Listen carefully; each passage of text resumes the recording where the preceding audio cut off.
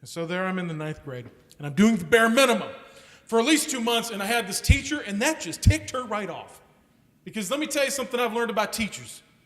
Teachers teach because they love to make a difference. They do it because of the idea of having an opportunity to shape young minds and to have a chance to impact somebody for good. Why else do it? But here's the thing about teaching. It cannot be just an individual standing on a stage delivering the curriculum anymore. In fact, it can never be that way.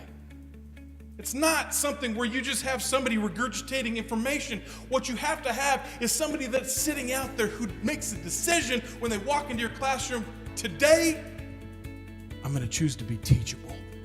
Do you hear that? And you guys see it. You know what I'm talking about.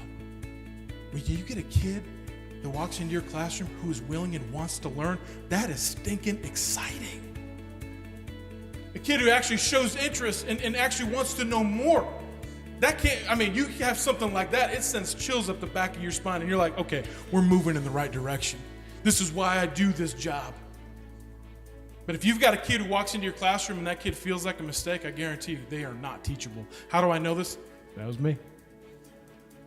And I tell you, after 2 months, that teacher was mad. She was my special ed teacher, Mrs. Theoberg. Everybody called her Mrs. T. She didn't have a mohawk or nothing. She did wear a lot of jewelry, though.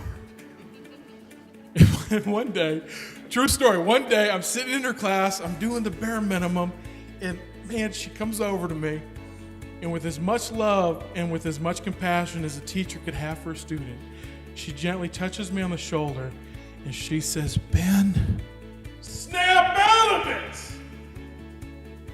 And when she yelled it, her eyes got huge, veins popped out of her neck. I freaked out. All I'm thinking, is she having a seizure or something? I cannot confirm. I jumped out of my seat, but I cannot confirm or deny if I wet my pants. It was that freaky. I was not ready for this. I didn't do anything wrong. She yelled at me at the top of her lungs. And I'm just staring at her, and once she has my attention, she starts laughing, which makes it even more freaky. And then she says, now that I've got your attention, she gives me the best pep talk I've ever gotten.